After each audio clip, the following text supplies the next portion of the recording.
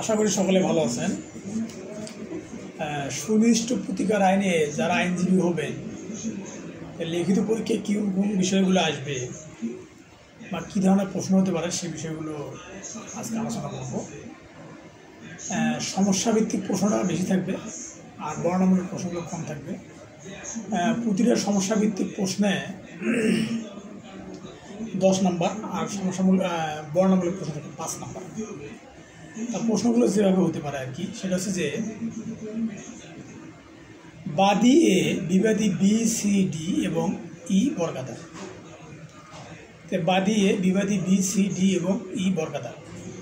বিবাদীর সত্য সংক্রান্ত বিষয়গুলি জ্ঞাত থেকে বাদী এ 9/9/1978 তারিখে রেজিস্ট্রিকৃত দলিল মূলে 10,000 টাকার বিনিময়ে 63 শতক জমি ক্রয় করে। পরবর্তীতে নিরীক্ষা কোনো বাদীর অবগতিতে আসে যে তার ক্রয়কৃত জমিতে বিবাদীগণ শুধুমাত্র 1/4 অংশের মালিক ছিল এবং সে কারণে অবশিষ্ট 3/4 অংশের জমিতে বাদীর কোনো সত্ত্ব অর্জিত হয়। তাই বাদী বিবাদীগণের নিকট হতে বিনিময় মূল্যের 7,500 টাকা ফেরত পাওয়ার জন্য অর্থ মামলা করে।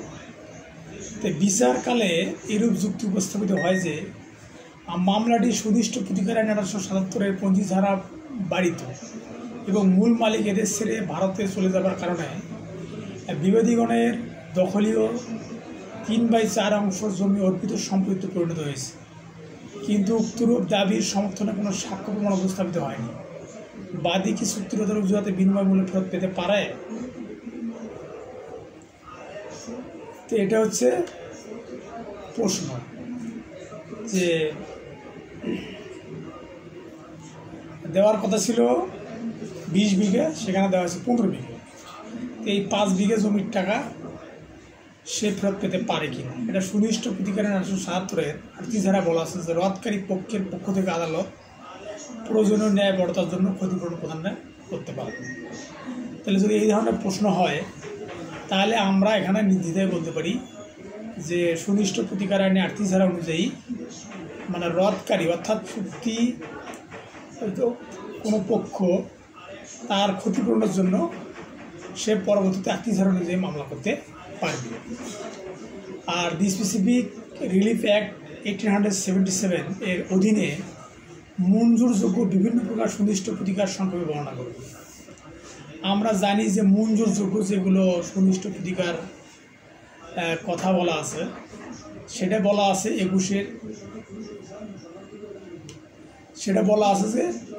21-এর এ ধারা, মানে অবলবৎযোগ্য চুক্তি। তো এই যে মঞ্জুরযোগ্য চুক্তি হলো কোনগুলো, যেগুলো বৈধ হবে, লিখিত হবে এবং রেজিস্ট্রিকৃত হবে। তাহলে কোনো চুক্তি কোনো চুক্তি যদি বলবৎ করতে চাই তাহলে সেটা লিখিত হতে হবে, বৈধ হতে হবে এবং রেজিস্ট্রিকৃত হতে হবে। যদি এইগুলো যদি থাকে তাহলে স্থাবর সম্পত্তি চুক্তি বিক্রয় চুক্তি হিসাবে বলবৎ করার তাহলে স্থাবর সম্পত্তি বিক্রয় চুক্তি হিসাবে বলবৎ করা যেতে পারে। আর এটি যে শর্তগুলো আছে, মানে স্থাবর সম্পত্তি বিক্রয় চুক্তি হিসাবে বলবৎ করার প্রতিকার পেতে হলে কোন কোন শর্ত পূরণ করতে হবে, সেটা হচ্ছে যে 3টে শর্ত পূরণ করতে হবে। সেটা হবে বৈধ হতে হবে, মানে অর্থাৎ চুক্তিটা বৈধ হওয়া লাগবে, লিখিত হওয়া লাগবে এবং রেজিস্ট্রিযুক্ত হতে হবে।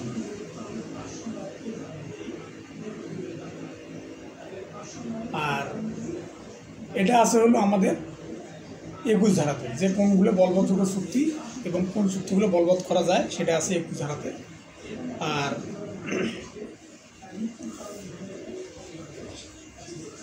12 ধারাতে 5টা বিষয় আছে, 12 ধারাতে 4টে বিষয় আছে। যেটা হচ্ছে যে 4টে বিষয় আছে, সেটা হচ্ছে যে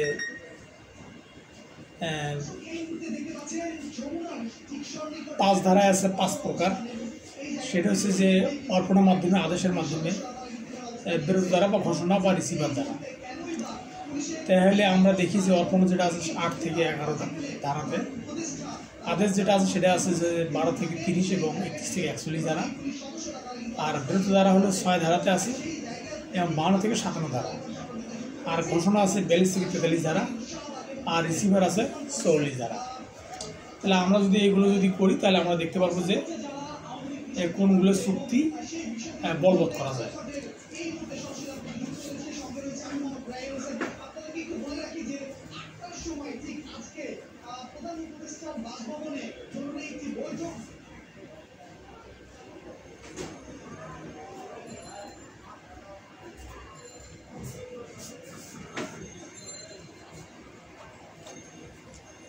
কোন চুক্তিগুলো বলবৎ করা যায়।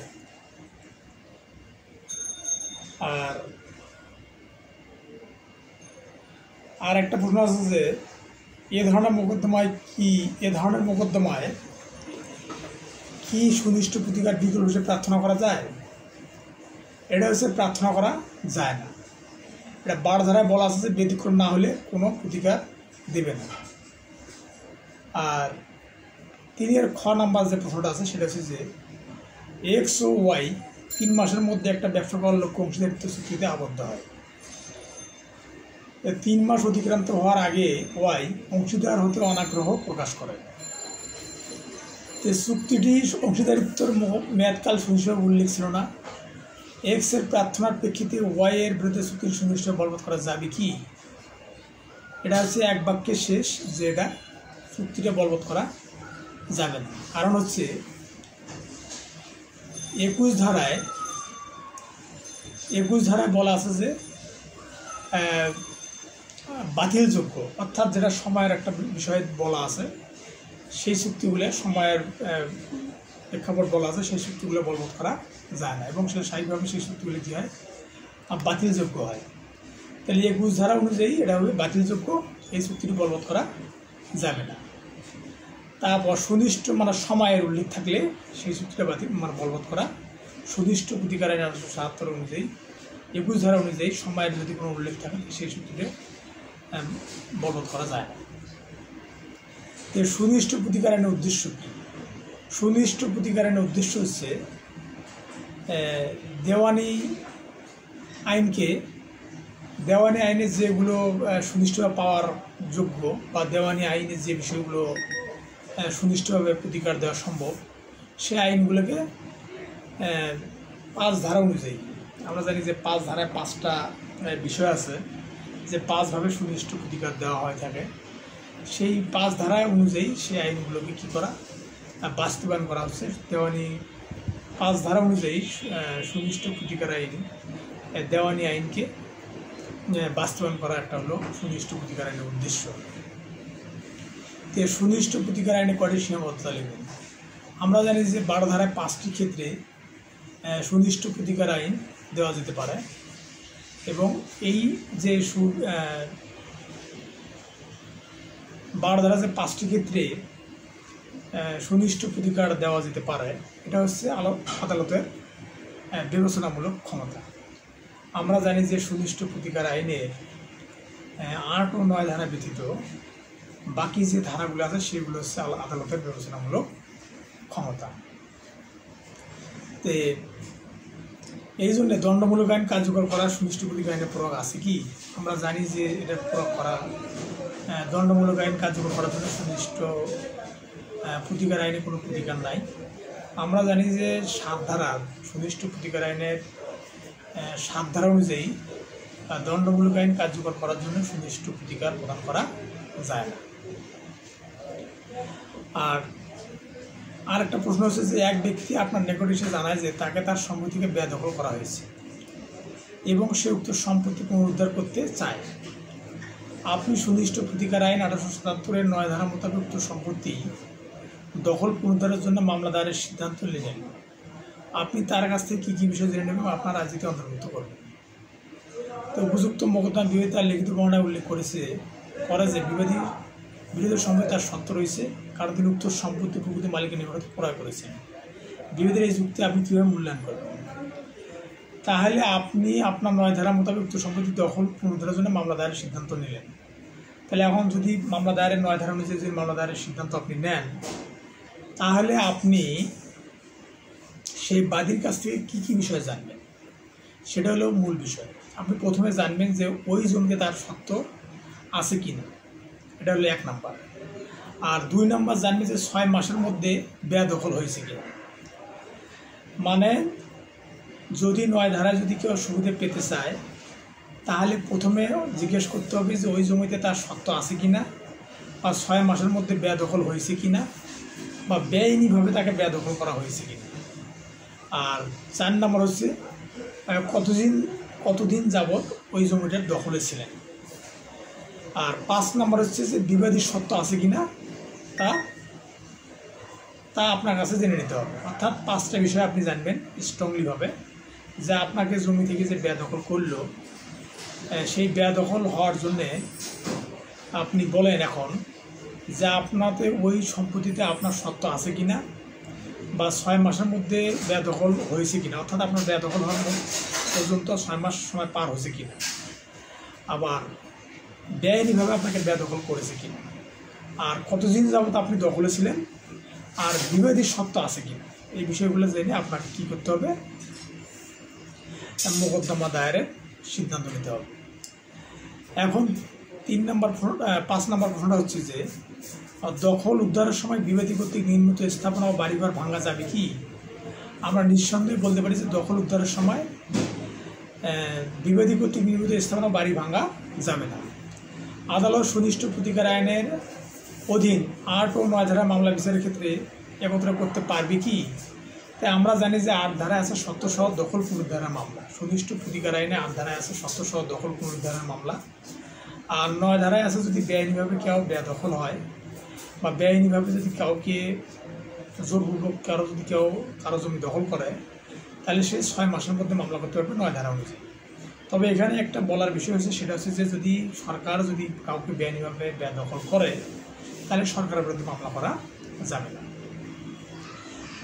যাই হোক, এইখানে বিষয় হচ্ছে যে দখল উদ্ধারের সময় বিবাদী কর্তৃক নির্মিত স্থাপনা ও বাড়িঘর ভাঙা যাবে না।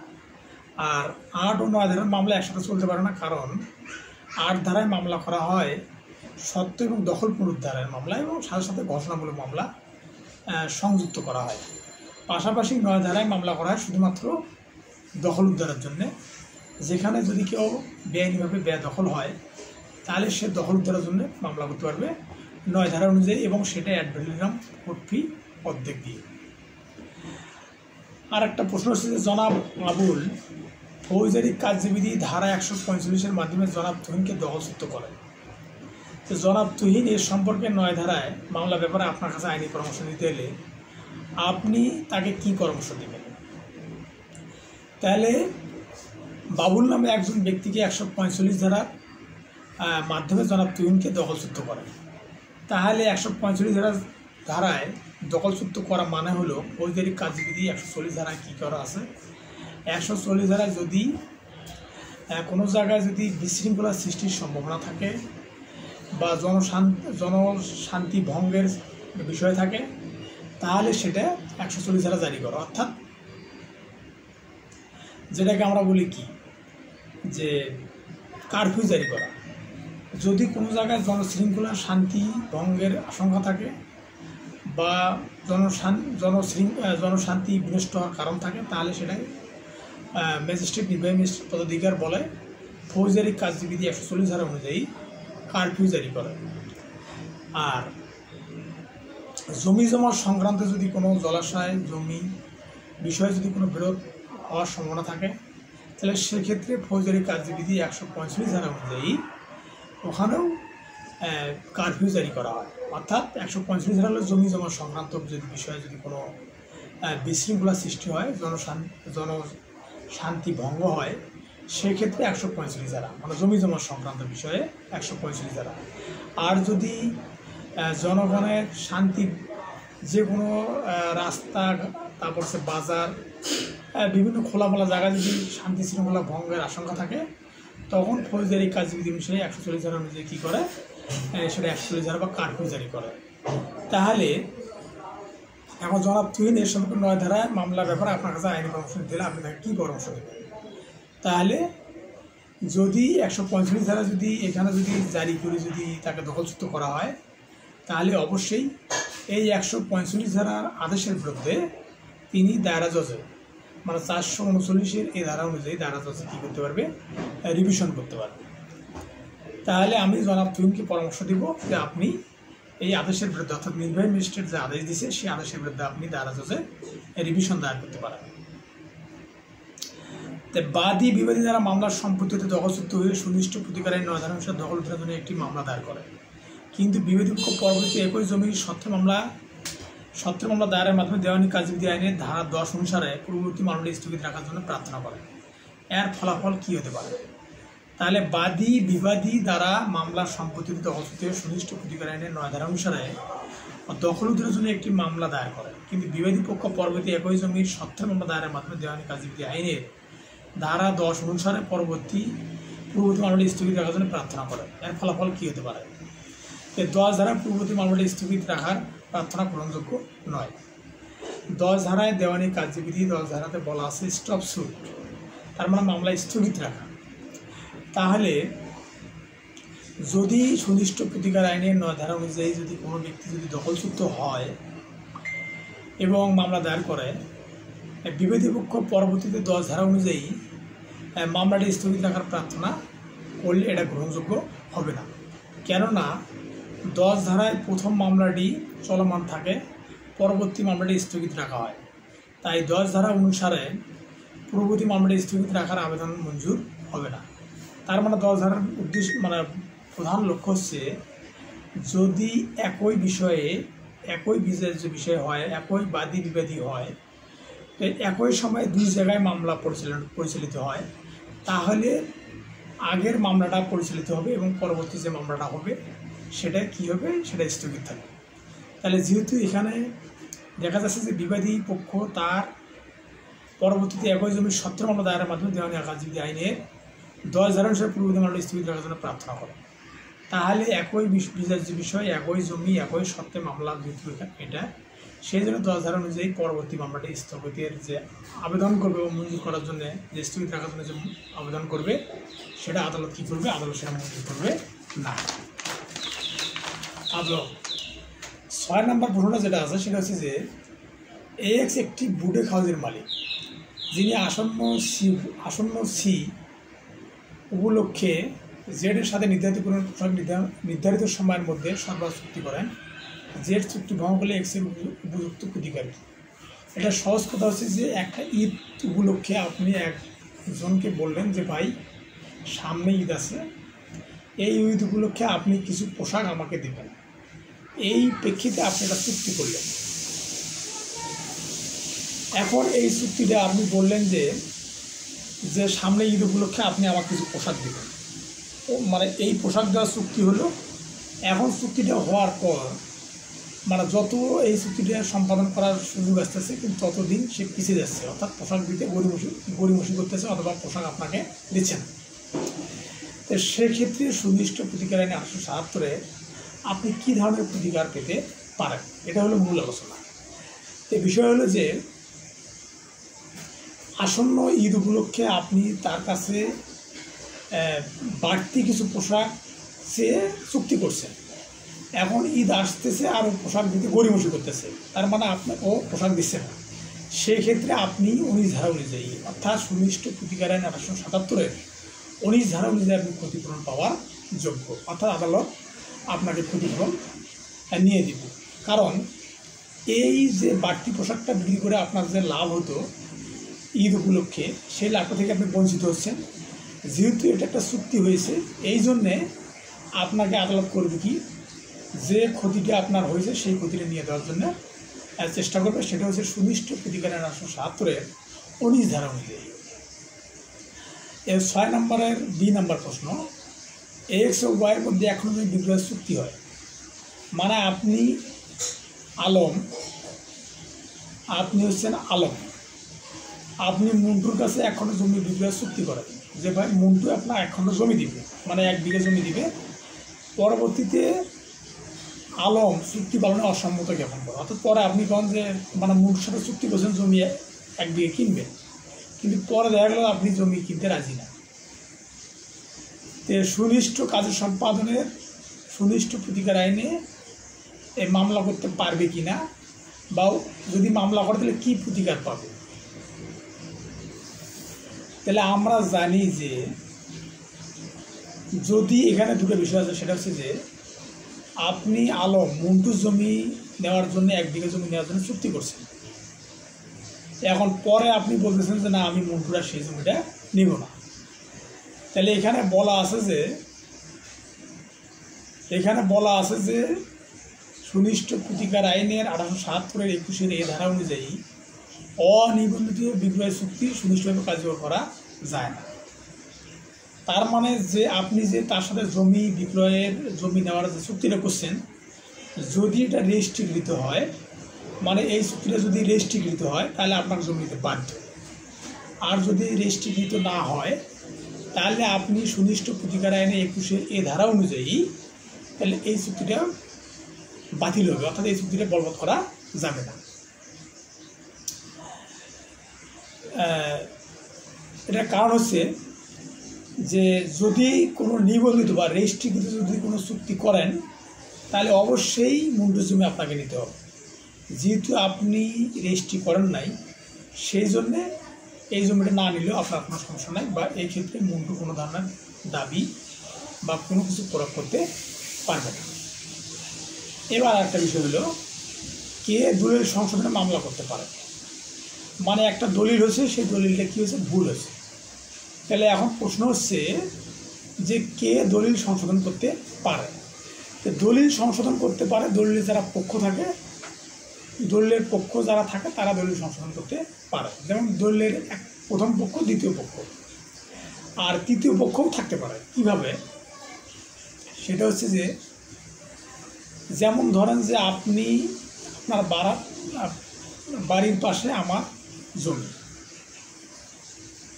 তাহলে আপনি ওই জমিটা আমাকে না দিয়ে তৃতীয় কোনো ব্যক্তিকে দিয়েছেন।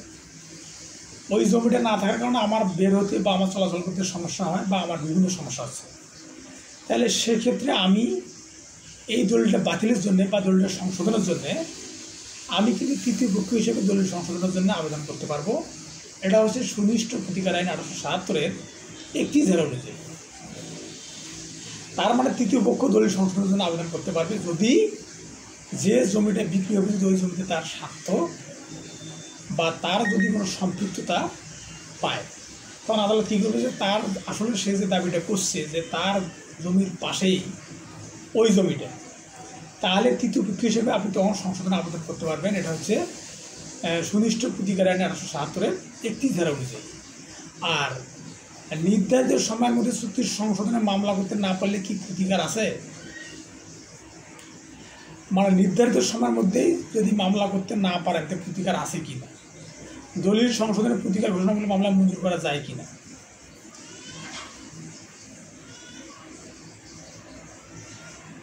তার মানে নির্ধারিত সময়ের মধ্যে চুক্তি সংশোধনে মামলা করতে না পারলে কি প্রতিকার আছে? অবশ্যই নির্দিষ্ট সময়ের মধ্যে চুক্তি সংশোধনে মামলা করতে হবে।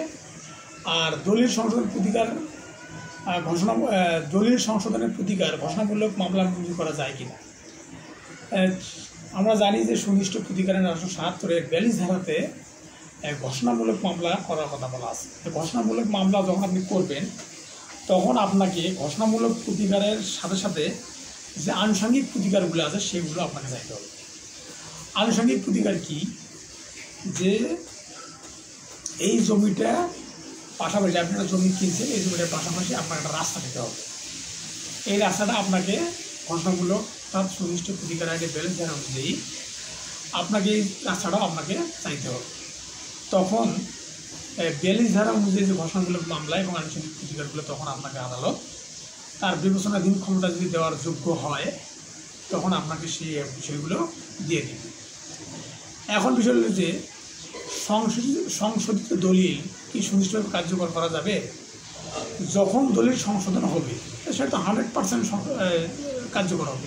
কেননা সুনিষ্ঠ প্রতিকার আইন 1877 34 ধারায় বলা আছে যে সংশোধিত দলিল সুনিষ্ঠভাবে কার্যকর করা যায়।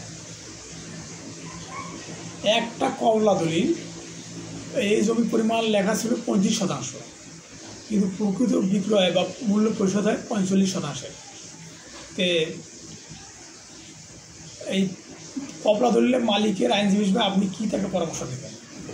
তাহলে আমরা জানি যে তার জমি আছে 40 শতক, আপনি টাকা দিচ্ছেন 50 শতকের। তাহলে আপনার জমিটা 40 শতক জমি নামে হয়ে গেছে, সব কিছু হয়ে গেছে। তা আপনি যে বাড়তি 10 শতকের জন্য যে টাকা দিচ্ছেন, এই টাকাটা আপনি ফেরত পাবেন এবং দলিলটা সংশোধন হবে। সেটা কত ধারা অনুযায়ী? সেটা হচ্ছে 31 ধারা অনুযায়ী।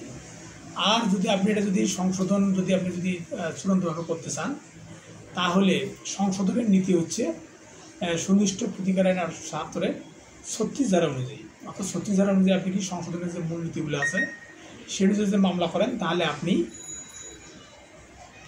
এটা ক্ষতিপূরণ আপনি এটা পেতে পারেন।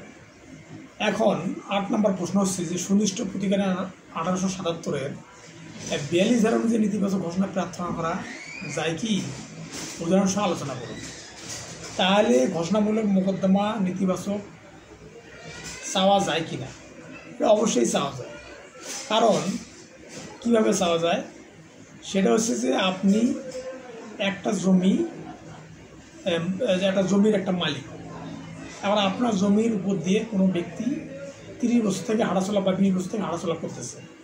এখন সে ঘোষণামূলক মোকদ্দমা করতে পারে যে আমার এই হাঁটা চলার জন্যে আমি যে 20 বছর থেকে যে এই জমিটা যে উপর দিয়ে হাঁটাচলা করতেছি, এটা জানি আমাকে আদালত ঘোষণা করে দেয়। এখন আপনি এই ঘোষণা যাতে না করতে পারে, সেই জন্য আপনি আদালতের কাছে কী করবেন? ঘোষণামূলক মোকদ্দমা ডিগ্রি চাবেন, যাতে এই 20 বছর যে ও যে চলাচল করতেছে, মানে 20 বছর চলাচল করলে তাহলে ঘোষণামূলক মোকদ্দমার মাধ্যমে তাহলে ওই জায়গাটা দিয়ে সে নির্বিঘ্নে চলাচল করতে পারবে। এটা ঘোষণা দেবে আদালত।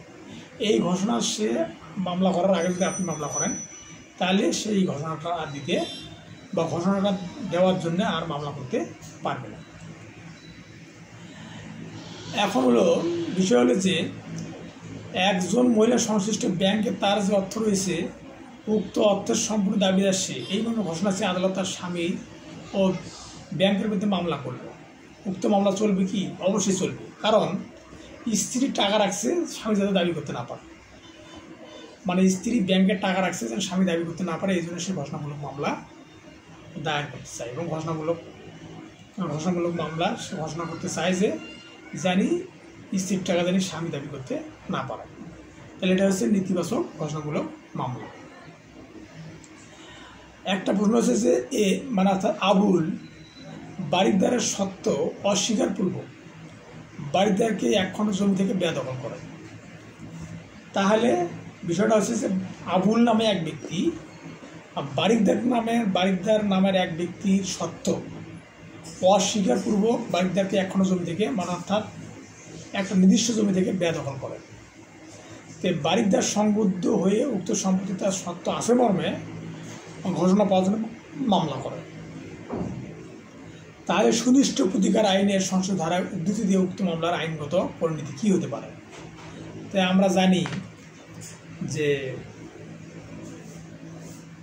সুনির্দিষ্ট প্রতিকার আইনে 42 ধারায় ঘোষণামূলক প্রতিকারের পাশাপাশি আইনসঙ্গিক প্রতিকার চাইতে হবে এবং 8 ধারায় সত্ত্বসহ দখল পুনরুদ্ধারে মামলা করতে হবে।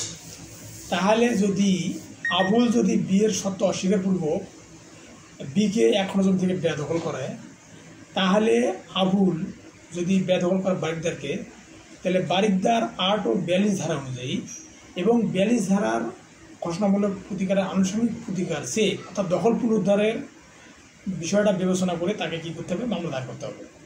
তখন আদালত 8 ও 42 ধারার আনুষঙ্গিক প্রতিকার সহ তাকে প্রতিকার দিবে। আর 9 নম্বর প্রশ্ন হচ্ছে যে একটি চুক্তির সত্ত্বে উল্লেখ রয়েছে পক্ষগণের ইচ্ছা অনুযায়ী চুক্তিটি রদযোগ্য।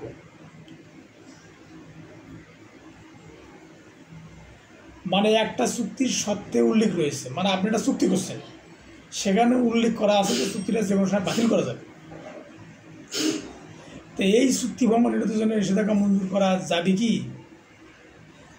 মানে আপনি একটা চুক্তি করছেন, এই চুক্তির মধ্যে উল্লেখ করা আছে বা লেখাই আছে যে এই চুক্তিটা যে কোনো সময় বাতিল করা যাবে।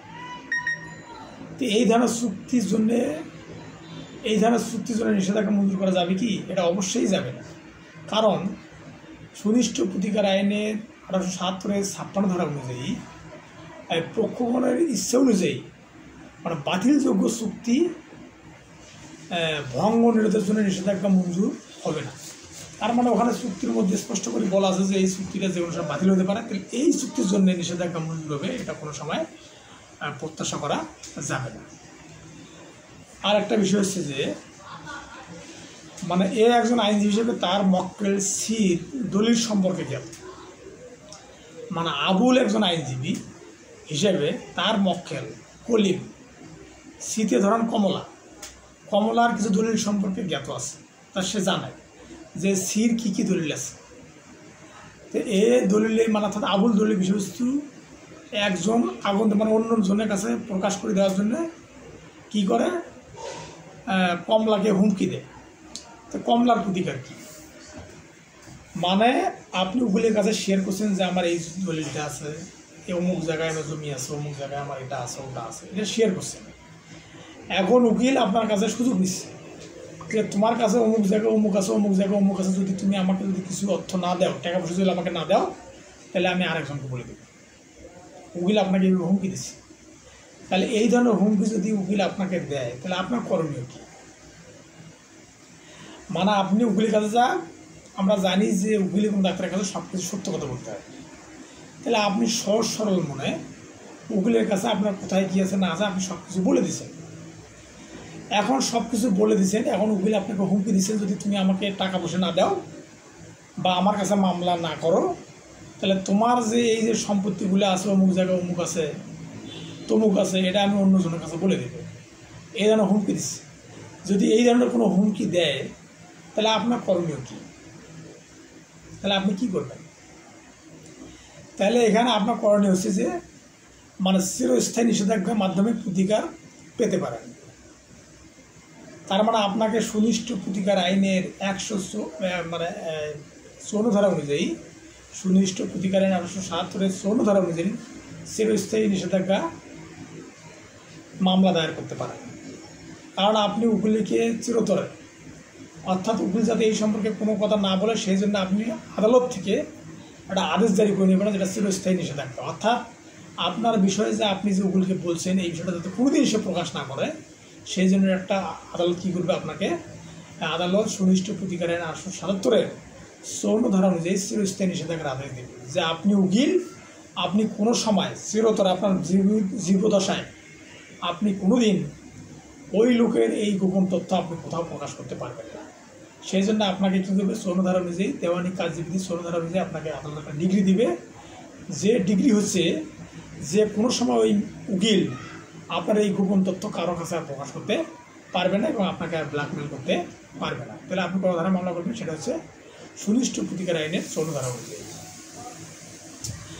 এবার একই ঘটনা যে এক্স একজন ডাক্তার এবং ওয়াই রুগী। এখন রুগী হিসেবে ওয়াইয়ের অনেক তথ্য এক্সে জানা আছে। এখন এক্স ওয়াই নিকটে কিছু টাকা দাবি করে এবং তা প্রদান না করলে ওয়াইয়ের গোপন তথ্য প্রকাশের হুমকি দেয়। তার মানে আপনি ডাক্তারের কাছে গেছেন, ডাক্তারের সমস্ত ঘটনা খুলে বলছেন, কারণ আপনার তো দুর্বলতা সম্পর্কে ডাক্তার